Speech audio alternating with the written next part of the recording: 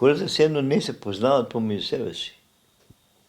Уж се познават, а в един момент се изкривяват, се лъжат, сасумати, защото иначе уни не се знаят. Реално. Майка и баща, дете и майка, не се познават. Не знаят кой се. Едно тяло, за да е здраво, клетките вътре трябва да са в хармония, да се познават и всъщност проблемите идват там, когато има конфликт между отделните частици на цялото. Да. Винаги конфликтът почва в нас и се манифестира навънка. Обаче всички тези конфликти, ще ги гледаме, войни, навънка случки, нещастни, треко рече. То всичко е всъщност нещо, което ние излъчваме. Да, го излъчваме. Хората, всички хора заедно, ние го прожектираме този филм, нали? И тия нещастия, и това ки се случи, и това ки се случи, и Тръмп така, и овой Путин е такъв. Мислям, всичко, което го мислят хората, да мислят, това са милиарди, да не е един човек да го мисли. И всички тия мисли, емоции, сега на едно отделно ниво съществуват и тия го правят цялото това напрежение, разбираш, точно си ги видел хората в съня напрегнати, то е заради това. Какво да им се даде на хората? Един знак. Тика трябва да всеки да се концентрира на мир в себе си и да спре да очаква от другите хора да го направят щастлив. А да почне он първо да дава мир.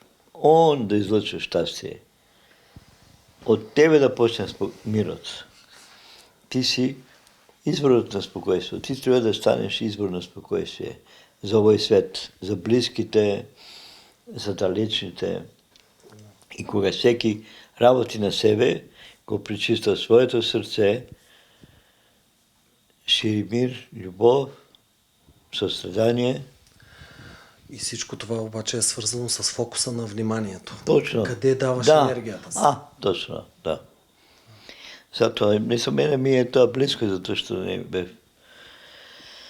много години ученик на сречин мой, 10 години. И цялата наша работа всъщност беше есенциално медитация на духовното сърце. Целият фокус е да си в сърцето.